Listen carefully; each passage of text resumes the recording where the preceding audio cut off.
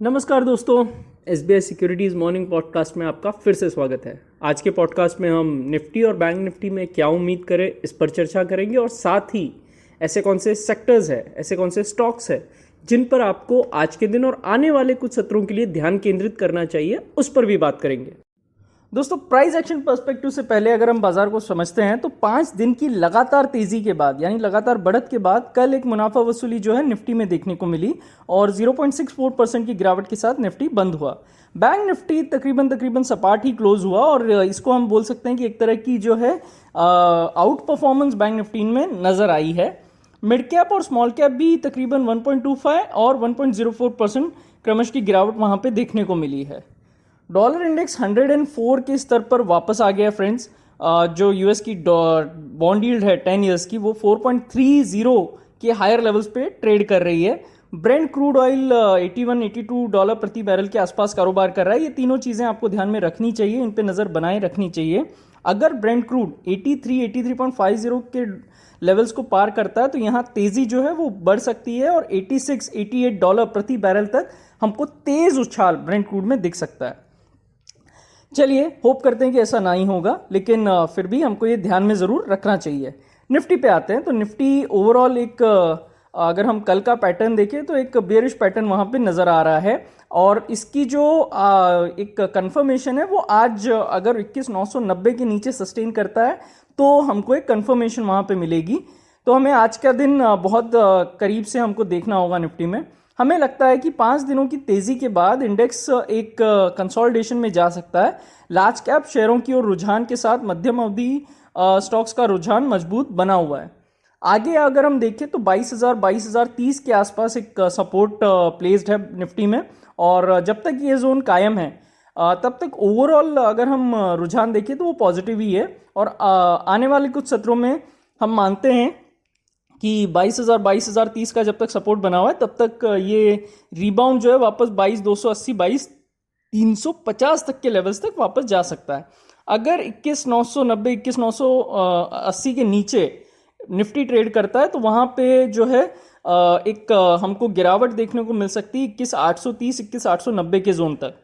OI data को देखें तो कल फ्यूचर्स में सबसे पहले 0.82% की गिरावट आई, बल्कि ओपन इंटरेस्ट जो है वो 1.04% बढ़कर आया, यानी यहाँ एक मामूली शॉर्ट बिल्डअप हमको नजर आ रहा है निफ्टी में। निफ्टी पीसीआर देखें तो 0.72 के स्तर पर कूल हो गया है।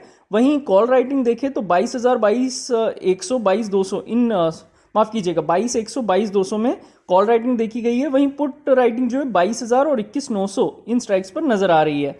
इसका एक हम रेंज निकालते हैं तो 21,900 एक नीचे की रेंज और 22,300 ऊपर की रेंज। तो ये 400 पॉइंट की रेंज जो है निफ्टी के लिए बहुत ज़्यादा निर्णायक होगी, महत्वपूर्ण होगी। निफ्टी के बाद दूसरा इंपॉर्टेंट इंडेक्स पे आते हैं यानी कि बैंक निफ्टी पे।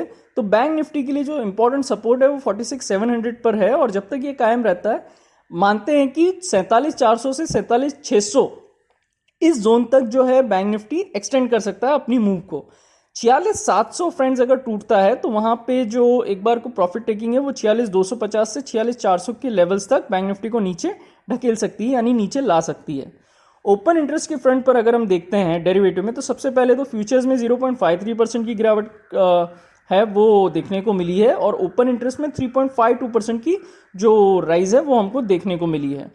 पीसीआर 1 के स्तर पर कूल ऑफ है और 47,500 के स्ट्राइक में कॉल राइटिंग और 47,000 और 46,500 में पुट राइटिंग जो है हमको नजर आ रही है। जो आने वाले कुछ सत्रों के लिए एक रेंज निकालते हैं बैंक निफ्टी के लिए तो एक रेंज जो निकल कर आ रही है वो है 46,600 नीचे की ओर और 47,400 ऊपर की ओर।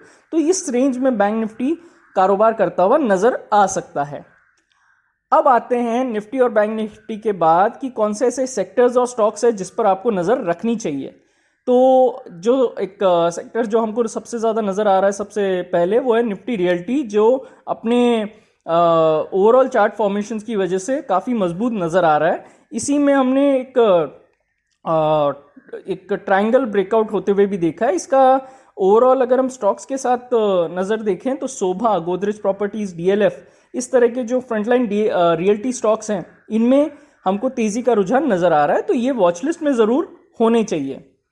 ओवरऑल बाजार से बात करें तो ICICI bank, Nestle India, Apollo hospital, Grasim, Ambuja cement, Voltas, Jiofin, Raymond, CAMS, HFCL, इस तरह के जो स्टॉक्स हैं इनमें ओवरऑल फॉर्मेशंस अच्छे नज़र आ रहे हैं और पॉसिबल है कि ये अपने जो मूव है इनको कंटिन्यू करते हुए नज़र आए। तो ICICI bank, Nestle India, Apollo hospital, Ambuja cement, CAMS, Jiofin, HFCL, इस तरह के जो स्टॉक्स है, ग्रासिम, इस तरह के जो स्टॉक्स है ये आपके वॉच लिस्ट में ज़रूर होने चाहिए। FIDI डेटा को देखें तो FI ने 284.67 करोड़ रुपए की कल खरीदारी की है, वहीं DI ने 411.57 करोड़ रुपए की बिक्री की है। FI का जो इंडेक्स फ्यूचर्स के लिए लॉन्ग शॉर्ट रेशियो है वो एक अच्छी बात है कि अब सुधरकर 42.33 हो गया है, क्योंकि कल शुद्ध आधार पर उन्होंने 7384 इंडेक्स फ्यूचर्स खरीदे हैं फ्रेंड्स।